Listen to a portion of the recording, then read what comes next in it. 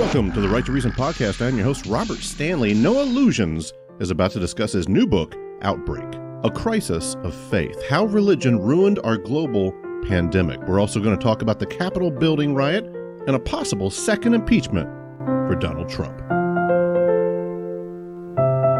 It's the Right to Reason podcast. Look what I'm whipping up. This is America. Don't got you slipping up. Look how I'm living up. Police be tripping up. It is hard to put into words what exactly we witnessed today because we've not seen this before. I gotta carry. Thousands storming the Capitol after a rally with President Trump, during which he urged them to march on the Capitol, where a joint session of Congress was debating and working to certify the election as our democracy dictates. Instead, they were halted by protesters who smashed through the doors, broke their way into the Capitol, making it to the Senate chamber, and throughout the Capitol, overwhelming police. Lawmakers diving for cover, told to shelter in place, the country watching, the world watching what America looked like today. You are magically immune from disease. So saith the fucking Lord in the truest book that exists in the universe. How the hell was it ever going to be anything but people dying by the hundreds of thousands in this dumb fucking country? Is the point of my book. I don't want that to happen. I do not know what you mean at all. I want to be super clear that I don't endorse any of this. So, how do you get revolution if you don't kick a little ass? You know what I mean? What revolution? Trump hidden a bunker. Yeah. Trump hidden his fucking bunker as soon as they were on the lawn. Yeah, Freaking crazy. Their whole point is white supremacy. The whole goal is white supremacy. That's all there is to it. And then a vet and a cop dies. I mean, when the conspiracy... And a guy who tased himself in the balls. Yeah. Right, and let's face it, look, more people died because of the shit he pulled in Ukraine than died in Washington, D.C. They were just Ukrainian. Because of the fucking aid he withheld? You don't think 4 fucking soldiers in Ukraine died because of that, because he withheld that aid? No, fuck, way more people died over this. You had no problem with it at all. Fuck every one of those people who's going to try to pretend now like they can wash their hands of this shit. What if it's not like whenever crazy things happen, we all get crazy? What if we're all just fucking crazy? I think I'm with you. I don't know what you mean, but I think I agree. This episode of the Right to Reason podcast is brought to you by our patrons and contributors like me. We have all recognized the value of the unrestrained marketplace of ideas and have decided to make a difference. You can make a difference too. Contribute at patreon.com/right and learn more about your right to reason at therighttoreason.com. Your activism is appreciated. No illusions. How are you, sir? Doing all right, man. Doing all right. How about yourself? Oh, I'm fantastic. You're out there in Georgia where shit has been crazy lately. Are you keeping your wits about you? Are you keeping your head together? Oh, it's, what's lovely is that I am in a very, very red part of the state, I'm in the deep south, and they are, I think I've seen 8 or 9 Warnock signs, not a single Ossoff sign, lots and lots of Purdue and Loeffler. The day after the election, I've been out of my house, or out of my yard, I should say, maybe 5 times during the pandemic. The day after the election, I drove around and looked at all the Loeffler and Purdue signs and just laughed a little in my heart. It was very nice. It was a great day for us. Obviously, we got to we got to win the Senate, but we also got to not get any more political ads or mailers or texts or anything like that. It was like a triple victory for us. So nice. You wrote a book. Did you know that? I did. Outbreak, A Crisis of Faith, How Religion Ruined Our Global Pandemic. Everybody can find the Amazon link in the show notes. Any other links that you'd recommend, maybe to the Scathing Atheist or anything like that? Anywhere people should go other than Amazon, or is that probably the best spot? Yeah, that's the best spot to get it. So you can get it on Amazon as a old-fashioned paper book or as a Kindle book. We're still working on the audiobook, which is a huge pain in the ass to self-publish, apparently, because everything has to be actually listened through by a human. So if there's an editing problem or a formatting problem, you've got to go back of the line and have a human listen to it again. So that's still coming eventually, but the other formats are available. Painstakingly. Is this going to be your voice? Yes. Cool. Yeah, I read the whole thing. I love when authors do that. The introduction to the book, the preface to the book, which was written by my friend Andrew Torres, he also reads that portion in the book, or in the audiobook. That is so cool, dude. So you spent a lot of time saying something that couldn't be said succinctly. So summarize that up in less than 2 minutes. Yeah, right. That's the lovely thing about a book, right? In an interview, because that's what they want you to do, but it's impossible. But yeah, right. You had a thought that took 280 pages to say. Now summarize it in 2 minutes, right? Yeah. So like the point of the book is twofold. One is to provide sort of a historical catalog of all the problems we were making as we were making them. This book I wrote during the pandemic. I wrote it virtually the entire thing in the first few weeks of the lockdown. Wow. We spent several months after that, tweaking some sentences here and there, changing a paragraph, deleting a chapter, moving some things around and whatnot. But the entire book was written over a 3-week period early on in the pandemic, and sort of like, it took the task of putting down on paper right then and there where the problems were and why the problems were, like all the predictable, obvious shit that was going to cause problems that was visible right there at the very beginning. And of course, given the title of the book, it should come as no surprise that the problems we focused in on are the problems that are created or exacerbated by religion, by specifically evangelical Christianity. I want to play you this clip, dude, and get your opinion on it. These people are nuts, and it's exactly what you're talking about. Driving out of this Ohio parking lot is a woman who just attended a church service with dozens of other people, including children. Can I ask you about your decision to go to church, to be inside that building? I wouldn't be anywhere else. Aren't you concerned you could infect other people if you get sick inside? No. People who don't go to this. No. I'm covered in Jesus' blood. I'm covered in Jesus' blood. I gotta pause it real quick. I'm covered in Jesus' blood. Like, you used to be a Christian, right? Or were you always atheist? I was neither. Actually, I was pretty much always atheist. Okay. I can remember saying shit like that and thinking it's just normal. It's a normal thing to say. I'm washed by the blood of the Lamb. I'm covered in Jesus' blood. I mean, it's disgusting if you think about it. Yeah, well, see, that's the thing is from a person like myself that never really went to Christian churches or anything like that and didn't really deal with that. Yeah, it's always sounded like that to me, man. And I remember encountering that shit because I grew up in Detroit, Michigan, moved to the Bible Belt when I was 14 years old. And I was encountering that shit for the first time at 14.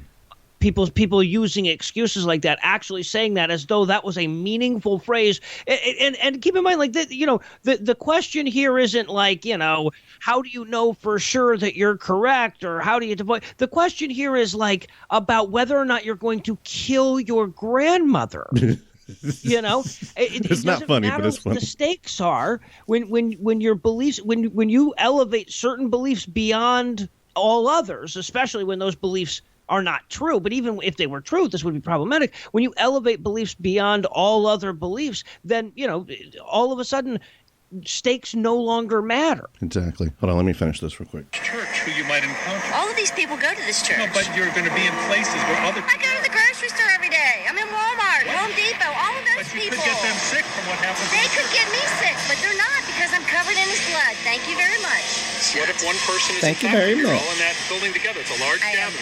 Absolutely not concerned. The blood of Jesus cures every disease. Psalms 91, read it. You can get somebody else. So the funny thing is the entire time that this was going on, I was thinking to myself, I'm surprised she's not just quoting Psalms 91. Really? You saw it coming? I devoted a chunk of my book to precisely that, to Psalms 91. Fascinating. Could you kind of expand on that a little? Well, yeah, no, that's the biblical justification for that. That's the portion of the Bible that says no true believer in Jesus. Or God, what is it? Oh, yeah, okay. Surely he will save you from the fowler's snare and from the deadly pestilence. He will cover you with his feathers, and under his wing you will find refuge. So, no problem with pestilence or fowler's snares. I have no fucking idea what that means. How do they make that work whenever they are sick? Or, people die all the time from this. They're fellow Christians. They're going to the funeral. Well, here's the really fucked up thing is I've seen several of the pastors who have hung their hat on this whole Psalm 91 argument, this I'm covered in the blood of Jesus and therefore can't get sick shit, is that when people get sick, they start doubting their Christianity. They say, well, he wasn't a true believer. Obviously, you can tell. Yeah. That's that same kind of Republican logic, pull yourself up by your bootstrap kind of thing is, I think it's healthy whenever you're saying, I am going to hold myself accountable. I am going to push myself. I am going to achieve success. But then if you have that philosophy of this is all on me, I'm responsible for everything that happens in my life.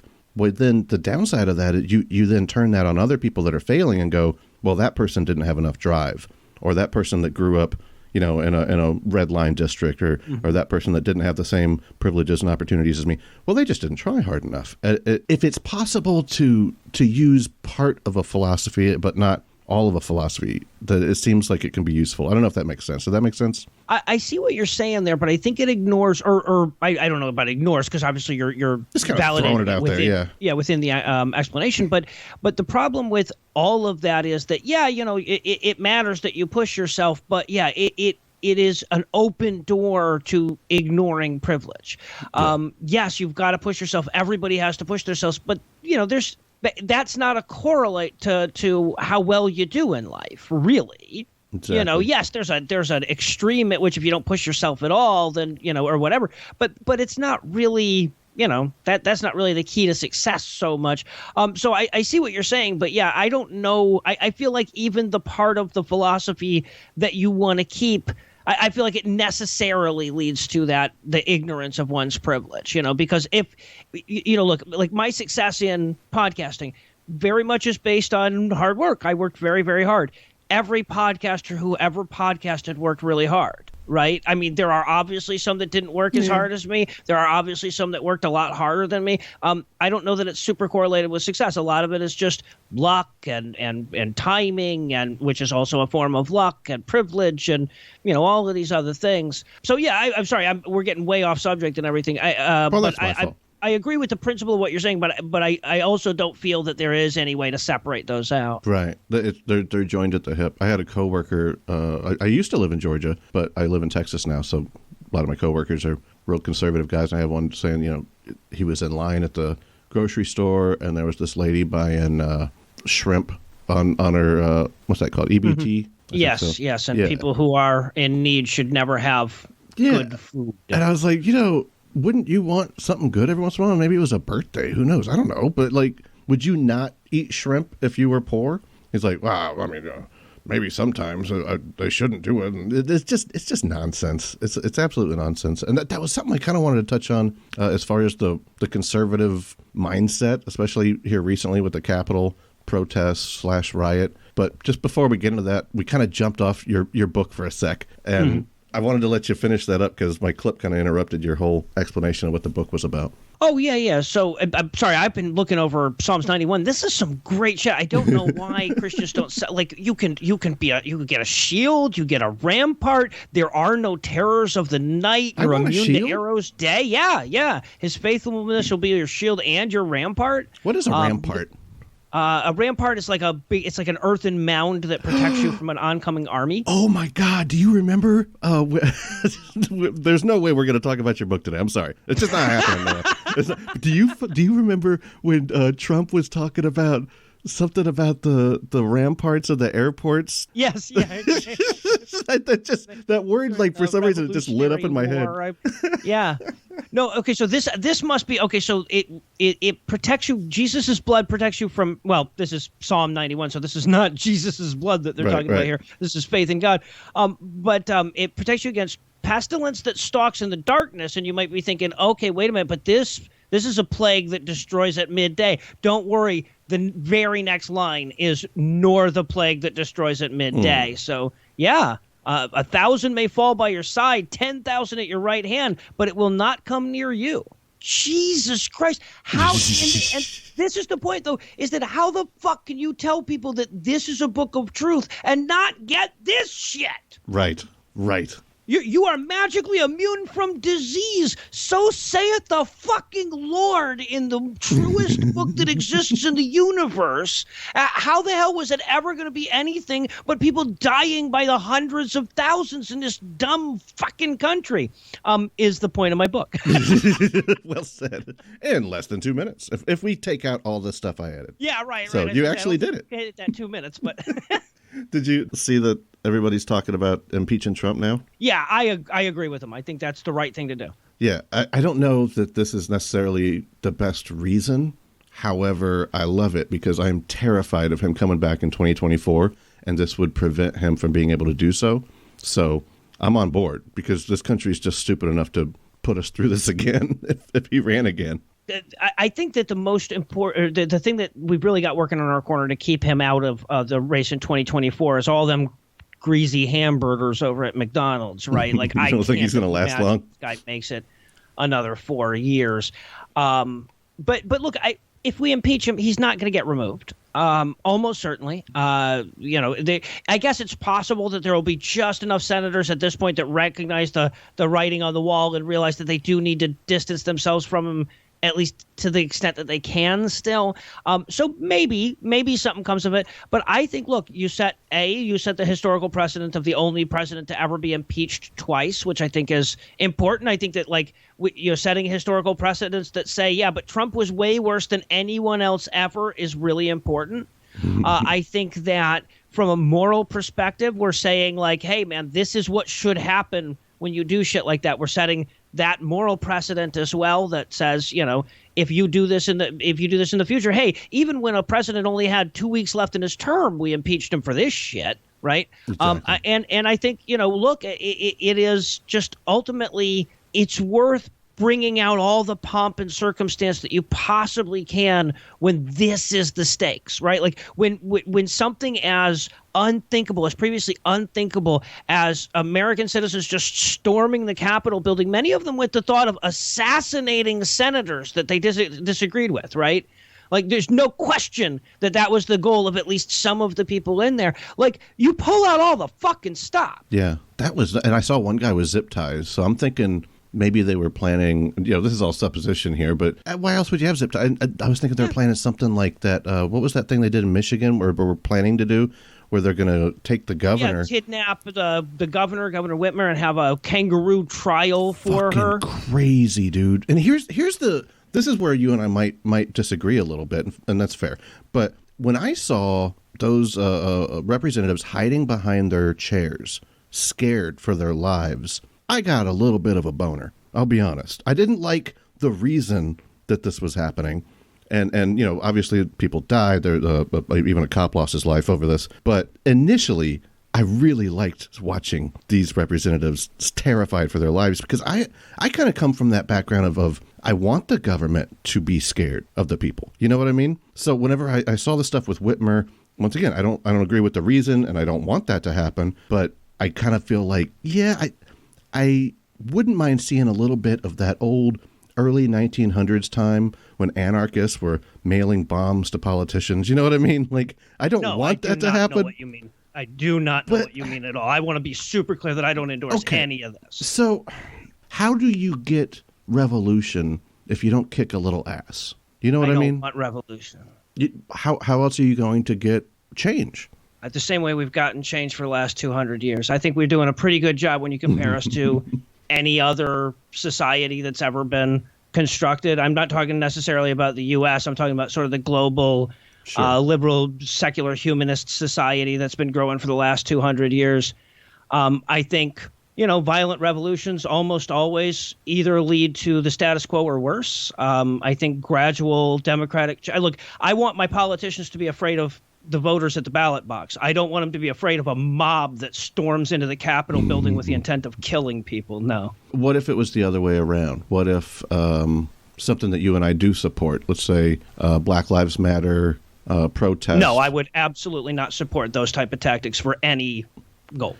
What was really funny, just a side note, is the imagery that's just fresh in our head, because it was just a couple months ago, of when Black Lives Matter, right after the George Floyd murder, were right in that same spot, and there was just tons of these military level, cops guarding the entrance to the Capitol building. Remember they had like the fencing in front of the White House? Mm-hmm. Trump hid in a bunker. Yeah. Trump hid in his fucking bunker as soon as they were on the lawn. Yeah. Freaking crazy. But then this happens. And I wonder, is part of it just because the last protest they did was essentially, by they, I mean the MAGA people, was essentially peaceful whenever they were doing another stupid protest about the COVID restrictions? Do you think maybe this time they thought, they'll be all right? They didn't get crazy last time.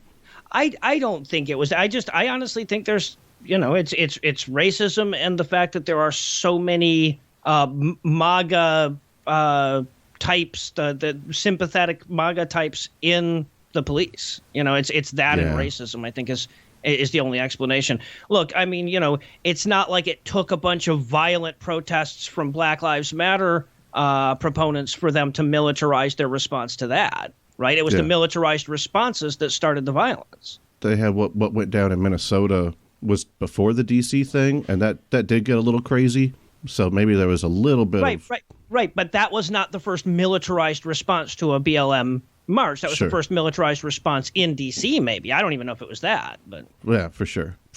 I mean, we can, obviously, to make your point even more crystal clear, that we could go back to the civil rights movement.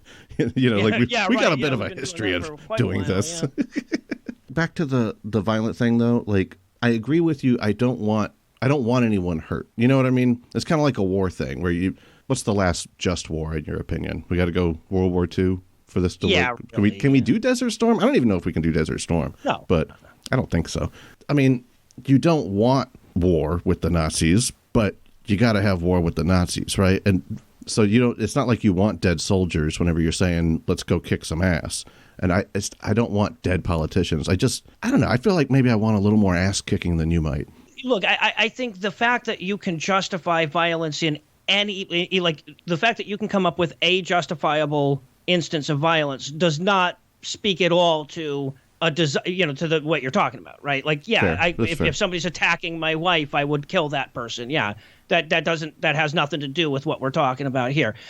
So, the key question obviously is the circumstance under which violence is merited, and what you seem to be endorsing is there like some level of political dissatisfaction.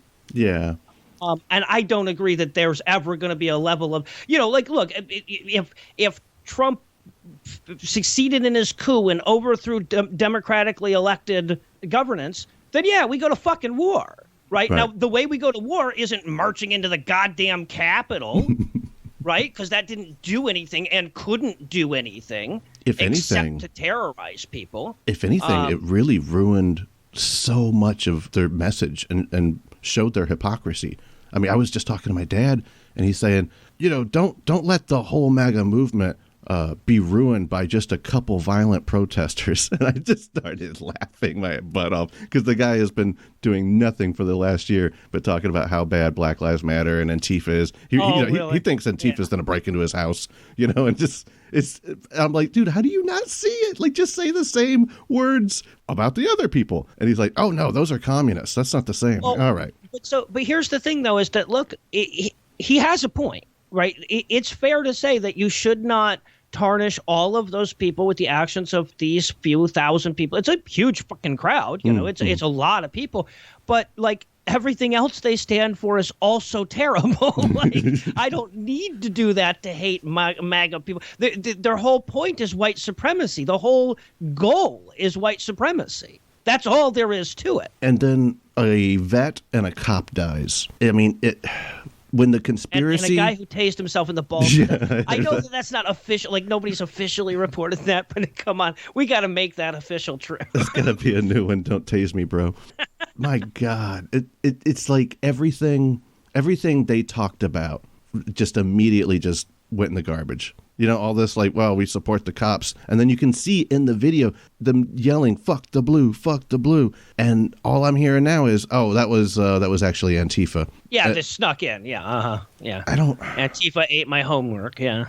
What do we do with that, Noah? Like, how do you talk to someone that is that deep into this conspiracy thing that they would say, look, all the media has been lying to me. All the poll checkers all the mail-in ballot system, the Dominion machines, the court systems. What was it like? Was it like 10 or 11 different court cases over this alleged fraud? I don't know. Yeah, all the way up to the Supreme Court. Yeah, the Supreme Court's fucking in on it now. You know, and it's just like everybody is, and even whenever your own people, your own MAGA people, are destroying the Capitol building, and someone they're part of the conspiracy too. Yeah, that must be it. Everybody but Trump and his own people are fucking quitting. It's nuts watching the rats jump ship. Yeah, but that's exactly what it is, right? And the rats jumping ship when the ship is already on the floor of the ocean too, right? So I've been saying for months that there would be some event right at the end of the Trump presidency that would be the invented outrage moment for a lot of these conservatives that tried to hook their bandwagon to Trump, knowing that Trump's on his way out and Trumpism is on its way out. The idea that Trump is still going to be relevant in 2024, I think, is way overplayed. Look, he's a loser now. His people don't want a loser.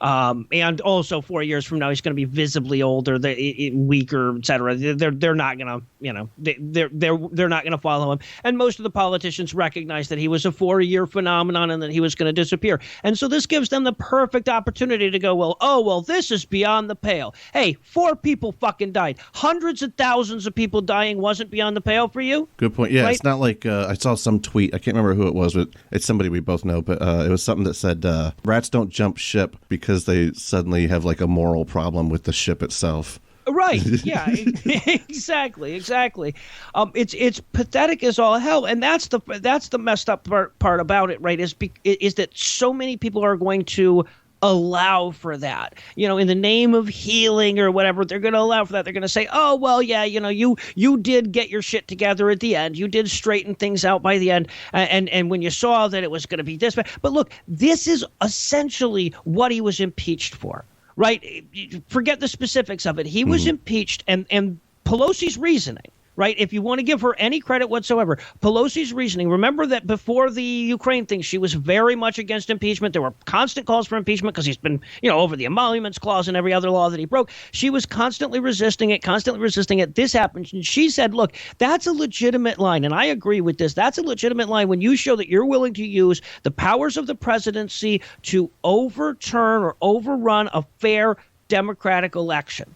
Right. Once you show that you're willing to use the powers of the presidency to thwart the will of the people, that's impeachable, and it needs to be impeached. And that was the line that he crossed that for Pelosi to bring her on board. Again, if you're going to give her the credit of believing what she says her motivation was. And that's exactly what happened here. So all of these fucking senators and these people in his cabinet who are now saying, well, he would do this. We impeached him for doing this.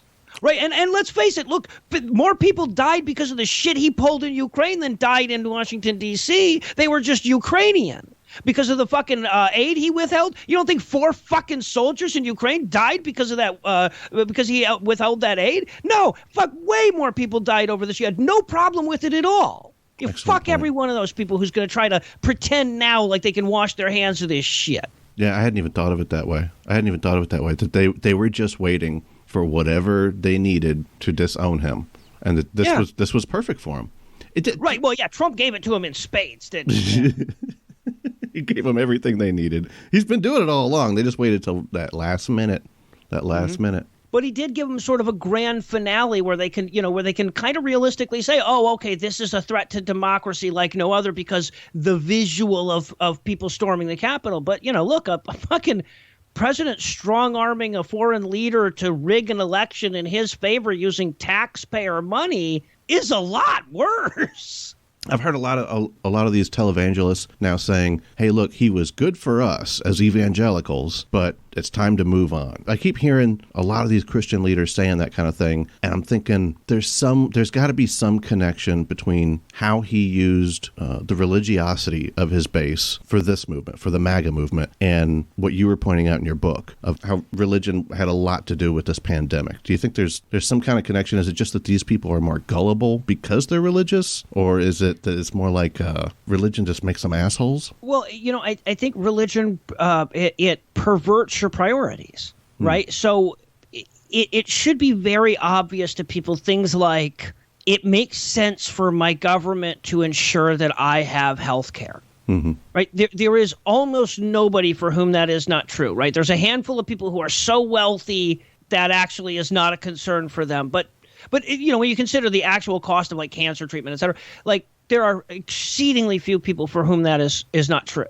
But, you know, there are exceedingly few people for whom things like we should have a robust social safety net are not true. Right. It's a moral imperative no matter what. But like just in terms of is this in my best interest? For the overwhelming majority of people, that's true. So if you're trying to get people to deprioritize these things that are obviously important to them, you have to give them something else to prioritize over that. And what they've ended up prioritizing over that almost universally is just imaginary shit. You know, the sanctity of life as it applies to a 1 week old zygote, right? A persecution of Christians, which is entirely in their imagination, the war on Christmas, which they can't even fucking define, you know. So religion has allowed a political movement to take all of these imaginary things and make promises about those while standing in opposition to stuff like health care and taxing the wealthy and shit like that. Oh, my God. I didn't even think about it until you said war on Christmas. We totally didn't get any war on Christmas crap this year. Not really. No, I didn't hear anything. No, because we were warring against their ability to go to church in general. So. Yeah. The strip clubs are open and their church is closed. And they're so fucking pissed.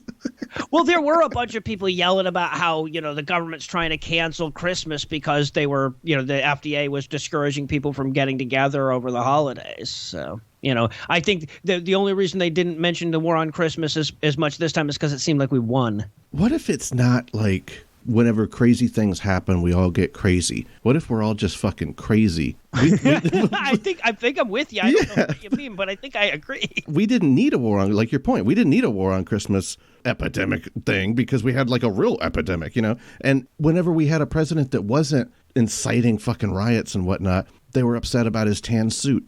You know, or the fact that he wanted Dijon mustard. I remember something like that. Obama likes his fancy sandwich or something. It's just this most silly things. It just seems like we're always going to be just fucking crazy, no matter what. It's I don't know, maybe it's some kind of old chimpanzee genetic thing. Well, look, okay, so here's what you're talking about is the theory of relativity, right?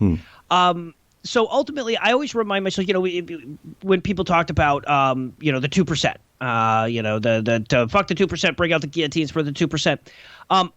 That always cracked me up. That slogan always cracked me up because I always wanted to put an asterisk on that and say we're only talking nationally, not globally. Right? Because we are the 2% if we're talking about it globally. Yeah. You and I are both in the 2% globally, for sure. The fact that we can podcast is proof of it. But if you took like a person who is embarrassed by their lack of wealth, who is embarrassed by their home and by the clothes that they have to wear and the car that they have to drive in our society, and you transport them to a much poorer society, they're going to feel rich. Right? It's not about what you have. It's about what you have relative to the guy next to you. And the same is true of our political controversies. George Bush was a legitimately terrible person who did legitimately terrible things. But the outrage over Obama was no more like it was equivalent. Right. It was from the other side. Right. Obviously, it was from different groups by and large. To a certain degree, there are some people who just whoever's in power, they hate that person at the moment. Right. Yeah. But the vitriol and anger and hatred for Obama was probably stronger most of his presidency than the vitriol against Bush, who legitimately did terrible, awful things like, you know, institutionalized torture and shit. Obama did a little bit, too.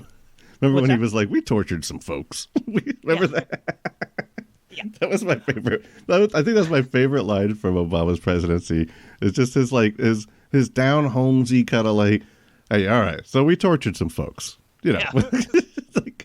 But I'm with you. Yeah, it was someone that didn't start the Iraq War as compared to someone that did. It's almost like the outrage about Obama was so much worse. Right, somebody who did champion the Patriot Act versus somebody who didn't, and et cetera. And even on the left, by and large, the vitriol against Trump from the extreme corners was almost as bad as it was against Bush, because, he killed people with drones and he did this and he did that and he didn't do enough for immigration and blah, blah, blah, blah, blah, right? Like, it was all the same shit. So, yeah, that's no measure of a presidency. You've got to be able to try to, like, find these objective measures to measure one president, one person, one policy versus the other against, because the vitriol is always going to be the same. The anger is always going to be the same. Or, maybe not always. I think it's wrong to say that it's always going to be the same, because this is actually kind of a uniquely partisan moment in American history. It wasn't like this in the 70s. It wasn't like this in the 80s, All right, crystal ball time. Before we wrap up, and it's not fair because we didn't get to talk about your book, but this does swing back to it. Crystal ball moment, no illusions, going to predict the future. What crazy shit on this theme are we looking at during the Biden presidency? What are they going to say about him? Because I'm already hearing he's in it with China. And then also, when the virus is eradicated, we have the cure, vaccines are working. What are we going to hear from these religious people next? Because right now it's either we don't need it, it was all a hoax, but then once the vaccine comes out, they're like, oh, thanks, Trump. Trump did, Yeah, right. Yeah, Trump fixed the hoax. Yeah, look, I think it's a fool's errand trying to predict it. I think that some of the QAnon stuff is going to rub off on him, right? So he'll be the satanic pedophile cabal leader, just like Obama was before him, and like Bill Clinton was, right? Bill Clinton was a satanic pedophile leader. So was George H.W. Bush. In the minds of the conspiracy theorists. So that Bohemian Grove shit will certainly spill over into the Biden presidency. I think he fits the mold pretty well for all of that. I think, honestly, though, let's not lose track of just how much of the QAnon, MAGA, Trump-esque, and just the conspiracy universe in general is based on xenophobia. I think they're going to focus a lot more on Kamala Harris than they focus on Biden. I think she'll get the bulk of the focus from the conspiracy theorists in a way that no Veep ever has before. Oh, you're so right. Yeah, because they're already saying it's going to be President Kamala, because that was the plan all along. If Biden doesn't die from his incredibly old age, when he's like what, like 3 years older than Trump or something? I don't even think it's that much older. I don't even. Is it a year difference between them? Yeah, it's not much. I saw the funniest meme. The same kind of ballpark of it. Just said it had a picture of Trump and what's his name, Epstein. Jeffrey Epstein. It had under Epstein's face it said pedophiles, and under Trump's face it said Biden. yeah, right. Okay, no, sorry, you were right. It's a 4-year difference, or 3.5 years. Oh, okay. All right, so what's going to happen after this pandemic's over? Well, I think obviously we're going to thank God for saving us from the thing that he inflicted on us. I think you're so right. And look. The conspiracy theories, they don't follow any kind of logic, right? So it's not like we can rule out them having conspiracy theories about. So, in other words, the people who are now saying that the virus doesn't exist or that it's all a hoax will in 6 months probably be spinning a conspiracy about how China engineered it to try to kill this one specific person who knew about 9/11, whatever, right? The fact that that's contradictory to the thing that they said before about it being a hoax will not matter at all, right? That's the way the conspiracy universe works. What I said yesterday doesn't affect what I'll say tomorrow. What I believe now doesn't affect what I believe tomorrow. It's all just as fluid as whatever I want to know right now. No accountability at all. Yeah, right. Like you were saying about how, for so long it was, when the looting starts, the shooting starts with these people until they decided to start looting. Exactly. Outbreak, A Crisis of Faith, How Religion Ruined Our Global Pandemic. No Illusions. Everybody can find that at Amazon. Thank you so much, man. Oh, and also, if they want to check out your podcast, Scathing Atheist will be in the show notes. How's that going, by the way? It's going great, man. It's been a lot of fun. We've we've made it through now 2 presidential terms. We're going into our 3rd, so pretty excited. God-awful movies is something I still share with people constantly, because that's one of the beauties of that idea, is that those cheesy God's Not Dead, Fireproof, all those really cheesy movies, they're not going away. So anytime somebody's looking for something like that, there's somebody like me going, hey, did you hear the God-awful movies version of it? I love everything you guys have done with that. Thanks. It's kind of, we consider that to be sort of our Trojan horse podcast, yes. Right? Because people are like, oh, I wouldn't listen to a whole podcast about atheism. It's like, what if they were making fun of God's Not Dead? Like, okay, well, maybe I would listen to that. You know, they got a 4th one coming out? Yes. Oh, I'm excited as hell. We've been trying to figure out how to get Elias an extra in the background. So. He's the only one of us with a SAG card, or we'd all be trying to get him. I didn't even know they had a third. And so like the first and second one were awesome. And you know what I mean by awesome.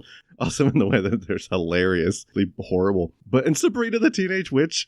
the second one was my favorite. Really? You liked it so more? Profoundly stupid. Everything about it was just so stupid. I love that one part where where she says, did you actually use the name Jesus in the classroom? And then like, what was it? Like the older teacher that's like her guidance, person or whatever. And she's like, oh, honey, you didn't. Like, what?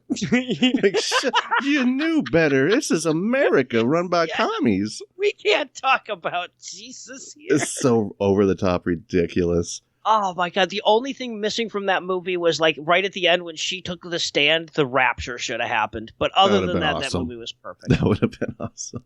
But, yeah, I tried to play the third one. I couldn't get through it, man. It was just, I don't even know what it was about. It was just that badly written. It wasn't even able to be funny. I watched the whole fucking movie and I couldn't tell you what it was about. That one was the one where David A.R. White was just like, all right, time for me to step in front of the screen and be the fucking star. Yeah. And boy, that's memorable. I'm hoping they bring it back with the fourth, with some bringing Duck Dynasty back in there. What was that? Fuck yeah. I want him to bring Sorbo back to life. Yes. Right? Bring back Sorbo. I want him to like, Wonder Woman 1984 his ass back into the story or something. Did you see Lucy Lawless's response to his tweet? It was so hold on, let me find it just in case the listener hasn't heard it yet. Let me see. All right, so Sorbo says, they don't look like patriots to me, talking about all the people obviously running into the Capitol building. Lucy Lawless responds. For context, responds, keep in mind that he's trying to pretend that they're the Antifa. Oh, good point. No, you're right. That's, yeah. And then, so Kevin Sorbo was Hercules, if anybody doesn't remember the glory of the 90s television shows. But, and then Lucy Lawless was Xena with how'd that? But Lawless responds, no, Peanut, they are not patriots. They are your flying monkeys, homegrown terrorists, QAnon actors. They are the douchebags that go out and do the evil bidding of people like you who like to wind them up like toys and let them do their worst. That is so true. I think the lasting result of that is that no one should ever refer to Kevin Sorbo as anything but Peanut Sorbo from now on. That's if only one thing comes from 2021, I want it to be that. So true, man. No illusions. Thank you so much, man. I really, every time you come on, dude, it's a riot, and this was no different. I really appreciate it. Hey, thanks for having me on, man. It's been great.